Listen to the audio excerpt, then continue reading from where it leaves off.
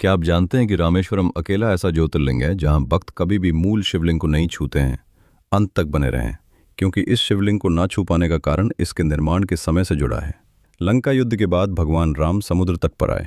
उन्होंने रावण को हरा तो दिया था, लेकिन उन पर एक महान शिव भक्त की हत्या का बोझ था। राम भगवान शिव की पूजा करना चाहते थे और उस दोष से मुक्ति के लिए प्रार्थना करना चाहते थे। इसके लिए उन्हें एक शिवलिंग की आवश्यकता थी।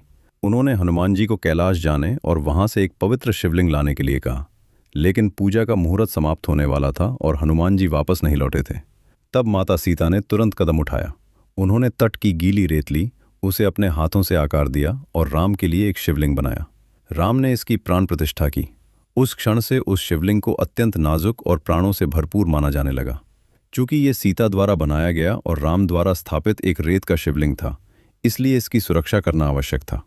केवल प्रशिक्षित पुजारियों को ही इसे छूने की अनुमति दी गई। केवल वही गर्भगृह में प्रवेश कर सकते थे और अभिषेक कर सकते थे।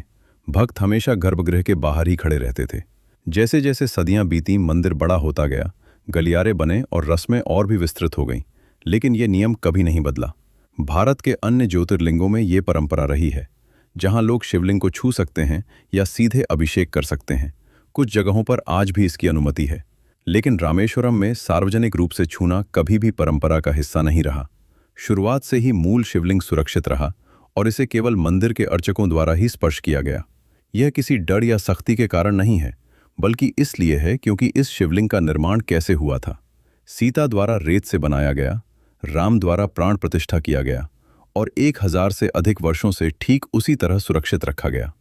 यही कारण है कि रामेश्वरम एकमात्र ज्योतिर्लिंग है जहां परंपरा किसी भी भक्त को मूल शिवलिंग को छूने से रोकती है।